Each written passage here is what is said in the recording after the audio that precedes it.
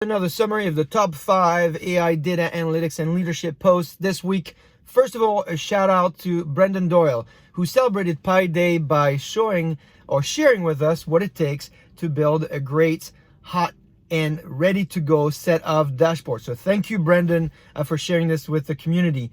This week also, research by Boston Consulting Group about AI and results. The results are actually pretty grim here. 70% of those surveyed report that they got little to no gain from their AI efforts.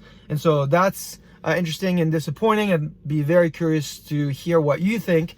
Often we think about AI as stands for artificial intelligence. I often say that it stands for applied and invisible, which makes it really hard to then attribute a result to something that's invisible. But the real value of AI, I think, is when you actually don't know that it was powered by AI, and it makes you kind of invincible without knowing it. Speaking of invincible, there is a new book that came out today called The Invincible Company. This is a great book written by the folks who wrote Business Model Generation. If you're in the startup world, you must have caught their book. Very visual. They do a great job simplifying the concepts.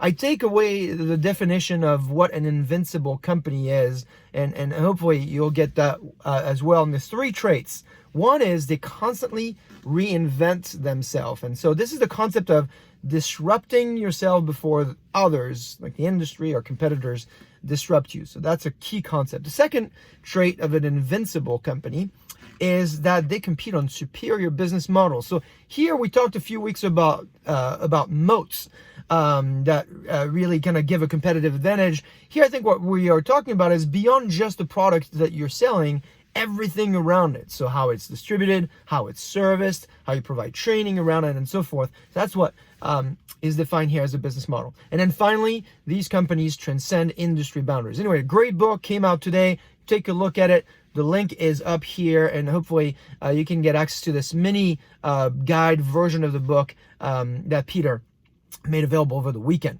Now, if you like these Monday updates, I've aggregated them all into one post. I'm putting the link up here. Let me know what you think. If those are useful to you, as usual, I will see you next week. Tag and comments down here, and then we'll talk about it next week.